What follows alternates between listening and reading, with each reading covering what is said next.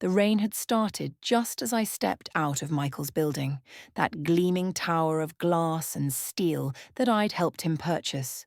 How fitting, I thought, that even the weather seemed to weep for what had just transpired.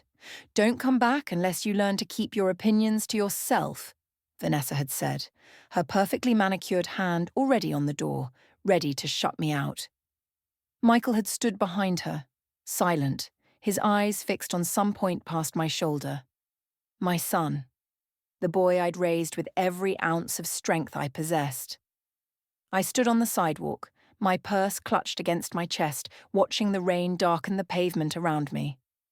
50 years old, and I'd never felt more alone. The doorman, whom I'd always greeted warmly, suddenly found his shoes fascinating. "Mom!" I turned to see Emily running toward me. Her simple cotton dress already soaked, her hair plastered to her face. She wrapped her arms around me, and I felt something break loose in my chest. "I called you as soon as I heard," she whispered. "Come home with me, please." Home. The word felt foreign. I'd given Michael the penthouse apartment after years of careful saving and planning. I'd given Emily the modest house in the suburbs, smaller, simpler, but with a garden and room for her daughter to play. I'd thought I was being fair, dividing what I had according to their needs. Michael had always wanted luxury. Emily had always wanted peace. I'd never imagined which gift would prove more valuable. "Sophie's been asking for you all week," Emily said as she guided me toward her car. "She wants you to teach her how to make your apple tart." I managed to smile, though my throat felt tight. "Does she now?" "She does. And Daniel's making his famous beef stew tonight. We have plenty." The drive to Emily's neighborhood took us away from the gleaming downtown core, past the boutique shops and trendy restaurants, into streets lined with older homes and established trees. The rain had gentled to a mist by the time we pulled into her driveway. Sophie burst through the front door before we'd even fully stopped. At 7 years old, she had her mother's gentle nature and her father's warm smile. "Grandma, you're here! You're here!" She launched herself at me the moment I stepped out of the car, her small arms surprisingly strong around my waist. "Hello, my darling girl," I said, smoothing her hair. "I hear you want to learn some secrets in the kitchen." "Yes." "Mum says you know how to make everything taste like magic." Daniel appeared in the doorway, tall and kind-faced, dish towel over one shoulder. "Margaret, welcome. Come in out of the damp. Emily told me what happened." His expression darkened briefly. "You're always welcome here. Always." That evening, as I helped Daniel in the kitchen while Emily dried off and Sophie chatted about her day at school, I felt the tightness in my chest begin to ease. This house wasn't grand. The furniture was second-hand, lovingly restored. The carpet showed wear in the high-traffic areas. But there were photographs on every surface, drawings stuck to the refrigerator with magnets, books stacked on tables because the shelves were full. There was life here. Real life.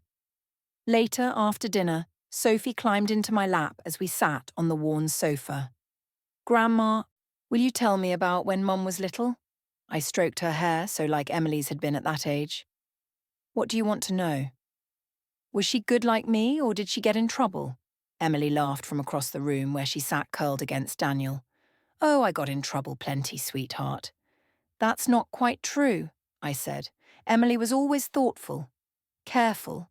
She considered her actions before she took them." I paused, memories flooding back. "Your Uncle Michael, though. He was the one who kept me on my toes." I hadn't meant to bring him up, but Sophie was curious. "Uncle Michael? The one with the big apartment?" "Yes, that one." "Ethan says you're mean." "Are you mean, Grandma?" The innocent question hit harder than Vanessa's practiced cruelty. I looked at Emily, who had gone very still. "Sophie." "That's not polite," Daniel said gently. "It's all right," I said, though my voice had roughed. "No, sweetheart, I'm not mean. But I was strict with your uncle and your mother when they were growing up. Being a parent isn't about being liked all the time. It's about doing what's best for your children, even when it's hard." "But Ethan said—" "Ethan is 8 years old," Emily interrupted softly. "When you're 8, You don't always understand grown-up things. When I was your age, I sometimes thought Grandma was too strict too. But now that I'm a mother myself, I understand. She was teaching me. She was protecting me. She was showing me how to be strong. Sophie considered this seriously. Like when you make me do my homework before TV, Emily smiled. Exactly like that. That night, lying in Emily's guest room, really just a converted study with a daybed, I couldn't sleep. The house creaked and settled around me, comfortable sounds, lived-in sounds, so different from the hermetically sealed silence of Michael's penthouse. I found myself travelling back through the years, to the countless nights I'd sat at kitchen tables, helping with homework, reviewing college applications, talking through career decisions. I'd been both mother and father to them after their dad died when Michael was 12 and Emily 10. I'd worked 2 jobs to keep us afloat, then managed my savings carefully as my career progressed. Every decision I made, every dollar I spent or saved had been for them. Michael had always reached for more success, more recognition, more wealth. I'd supported his ambitions, paid for his business school, helped him with his first investment property. But I'd also insisted he learn the value of what he had, tried to teach him that achievement without character was hollow. Emily had been different, quieter, more content with simple things. I'd worried about her sometimes, wondered if I'd somehow failed to instill enough ambition in her. I'd been harder on her in some ways, pushing her to speak up, to claim her space in the world. Now I understood she'd already known something Michael still hadn't learned, the difference between success and happiness. The next morning I woke to Sophie's giggling and the smell of coffee. I found her in the kitchen with Emily, both of them covered in flour. "Grandma, we're making pancakes, but Sophie thinks they should have chocolate chips," Emily said, laughing as Sophie nodded enthusiastically. "Well, why shouldn't they?" I said, tying on an apron. "Let's make them special." We spent the morning in comfortable chaos, making pancakes and talking about nothing and everything. Daniel joined us eventually, contributing his terrible jokes and making Sophie shriek with laughter. I felt something I hadn't felt in years. Light. Around noon, my phone rang. Michael. I let it go to voicemail. When it rang again immediately, Emily touched my arm. "You don't have to answer." But I did. "Hello, Michael." "Mom." His voice was tight. "Look, Vanessa was upset yesterday. You know how she gets. But you can't just leave like that. We need to talk about boundaries, about your role in our lives." My role? As if I were an employee whose job description needed clarification. "Michael, I raised you better than this," I said quietly. "Better than what?" "Better than wanting some space? Better than wanting to raise my own son without constant interference?" I asked Ethan once if he'd done his homework. Once. That's not interference. You questioned Vanessa's parenting choices. I suggested that 8-year-old children shouldn't have unrestricted access to tablets. That's not questioning. That's being a grandmother who cares. See, this is exactly what I'm talking about.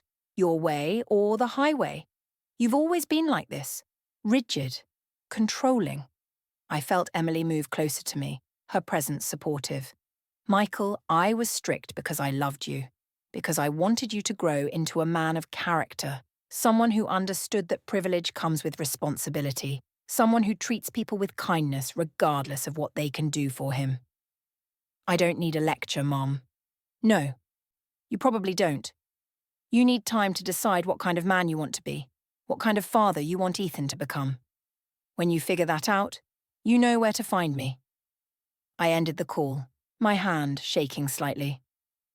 Sophie was watching me with wide eyes. "Was that Uncle Michael?" she asked. "Yes, darling." "Is he still mean to you?" "He's not mean, sweetheart. He's just lost right now. Sometimes people get so focused on having the biggest apartment or the fanciest car that they forget about the things that really matter." "Like family?" Sophie asked. "Like family," I agreed, pulling her close. The weeks that followed settled into a rhythm. I helped Emily with Sophie, volunteered at the local library, tended the garden. Emily's neighbour, Mrs. Chen, became a fast friend. She was a widow too, with her own stories of children who'd grown distant. "You're lucky you have Emily," she said one afternoon as we weeded the flower beds together. "Not everyone is blessed with a child who remembers where they came from." "I am lucky," I agreed, though I worried about her for years. Thought I'd been too hard on her. She was so quiet, so reserved. I pushed her to be more assertive, to demand more from life.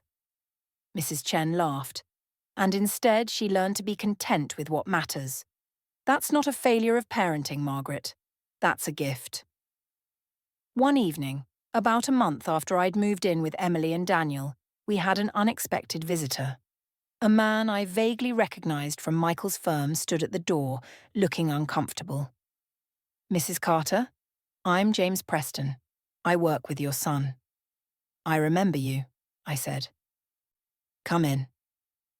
He sat awkwardly in the living room, declining offers of tea or coffee. "I'm not here in any official capacity," he said. "This is personal. I just thought you should know what people at the office are saying." Emily, who'd been about to leave us alone, paused. "Michael's been different lately," James continued. "Distracted, irritable. He snapped at a junior associate last week over something trivial, and it's not like him. Well, it wasn't like him." He looked down at his hands. "I overheard him on the phone with his wife. They were arguing about you, about whether to reach out. Vanessa said it would look weak. Michael said he couldn't focus on work knowing his mother was just gone from his life." "I'm not gone," I said quietly. "I'm right here. I've always been right here." "I know that, Mom. And I think, deep down, Michael knows it too. But Vanessa has a lot of influence over him. She's very focused on image, on status. Having a mother-in-law around who isn't afraid to speak her mind doesn't fit with the picture she wants to paint." After he left, Emily sat beside me. "What are you going to do?" "Nothing," I said. "Michael needs to make his own choices. I can't rescue him from consequences anymore. That's what got us here in the first place." But the conversation had unsettled me. That night, alone in the guest room again, I found myself remembering Michael as a boy. How he'd climbed into my bed during thunderstorms, so brave during the day but needing reassurance when the sky rumbled. How he'd cried when his father died, huge gulping sobs that shook his thin shoulders. How he'd promised me he'd take care of us, be the man of the house, though he'd been only 12 years old.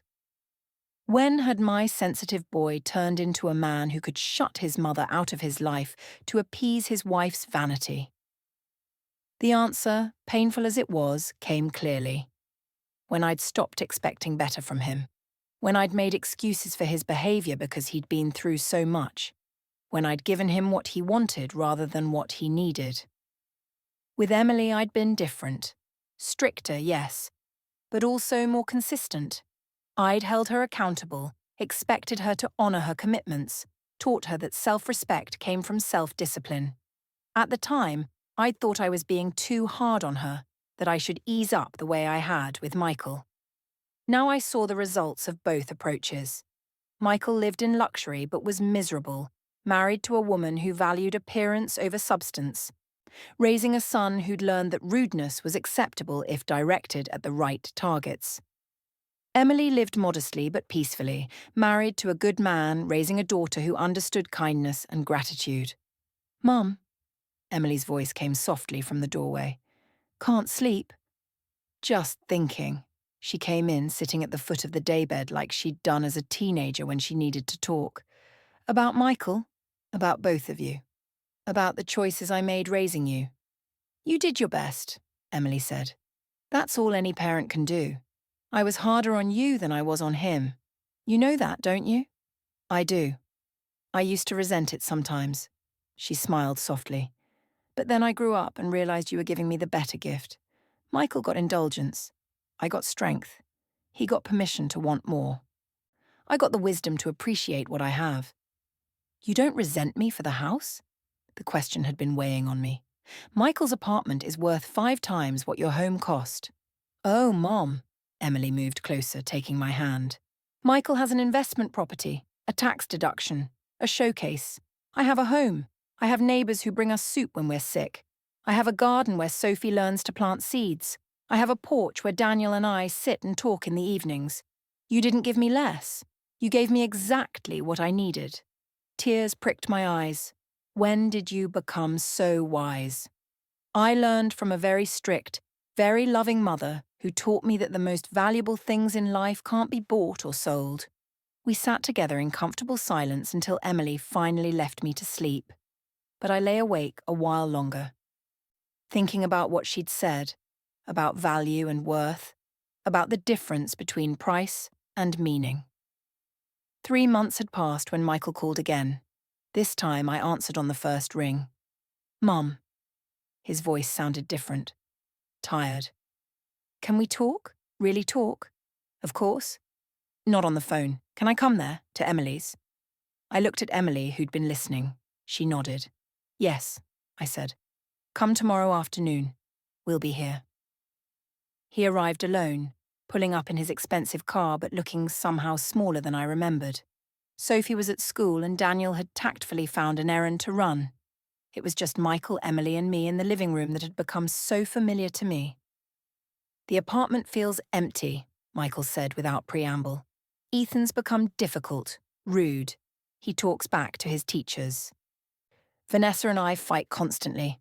I close a deal and feel nothing. I got the promotion I wanted, and it was just another Tuesday."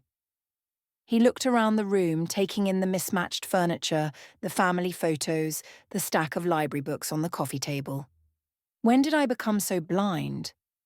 "When you started measuring your worth by the wrong metrics," I said gently. "When you let someone else tell you what success should look like. Vanessa says I'm weak for missing you. She says real men don't need their mothers hovering. I wasn't hovering, Michael. I was present. There's a difference." Emily spoke up. "What do you want, Michael? Really want? Not what Vanessa wants, not what looks good to your colleagues. What do you want?" He was quiet for a long time. "I want my son to respect people, not just important people. I want to come home and feel like I'm actually coming home, not just arriving at an address. I want to be the kind of man Dad would have been proud of." His voice broke. "I want my mom back." I stood and moved to sit beside him. He leaned into me the way he had as a child, and I held him the way I always had. "I'm here," I said simply. "I've always been here.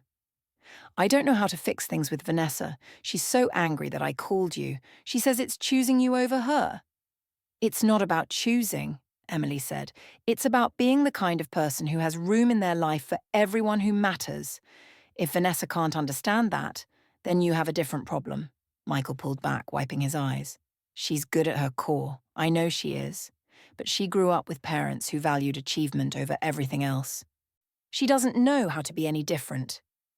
"Then maybe she needs to learn," I said. "But that's her journey, Michael. You can support it, but you can't do it for her.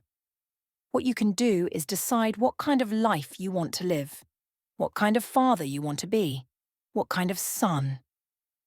We talked for hours that afternoon about the past, about mistakes and misunderstandings, about the difference between being strict and being unloving, about how I'd tried to teach both my children to be good people, not just successful people, and how that lesson had taken different amounts of time to land.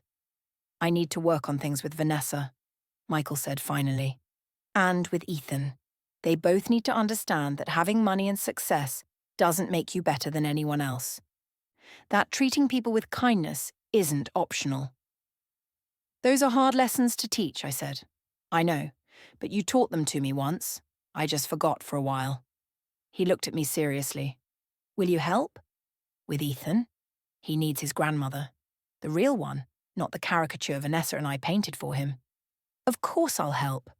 But Michael, I won't be silent when I see behaviour that needs correcting. Not in my grandchildren. That's not hovering. That's being a grandmother." I know that now." He glanced at Emily. "How did you figure all this out so much sooner than I did?" Emily smiled. "I paid attention. And I married someone who helps me be my best self, not someone who wants me to be a reflection of their ego." Michael winced but nodded.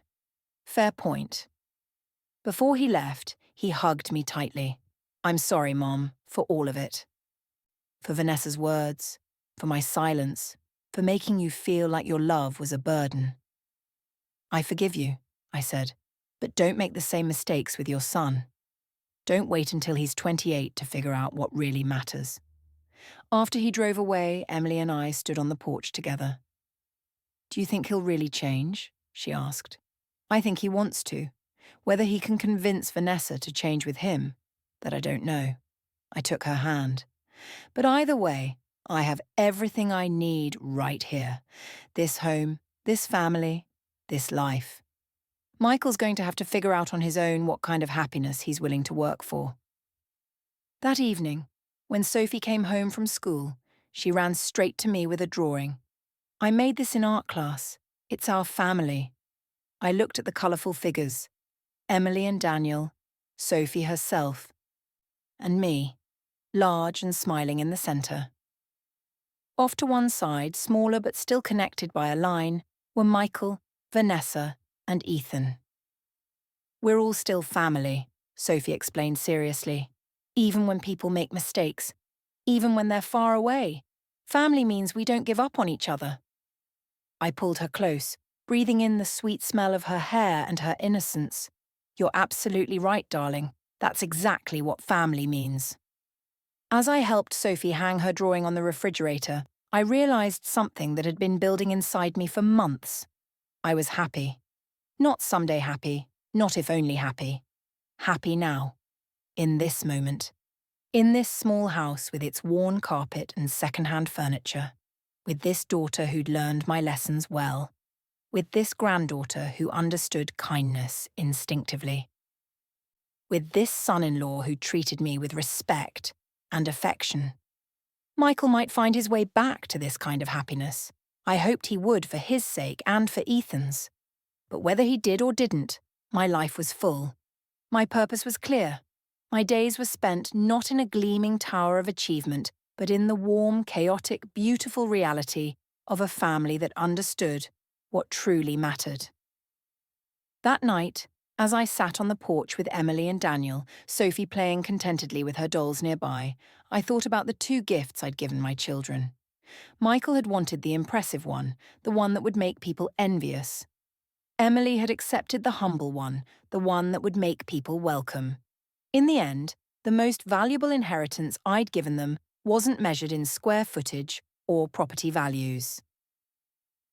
It was the example of what to treasure, what to nurture, what to protect. Emily had understood immediately. Michael was still learning. But as Sophie's laughter rang out in the gathering dusk, as Emily leaned contentedly against her husband, as I felt the satisfaction of a day well lived, I knew something with absolute certainty. Gratitude and love, real love, can't be purchased or demanded. They can only be earned through consistency, honesty, and the patient work of showing up for each other, day after day, in the small moments that build a life worth living. Michael had his penthouse. Emily had her home. And I finally understood which of my children had truly become rich.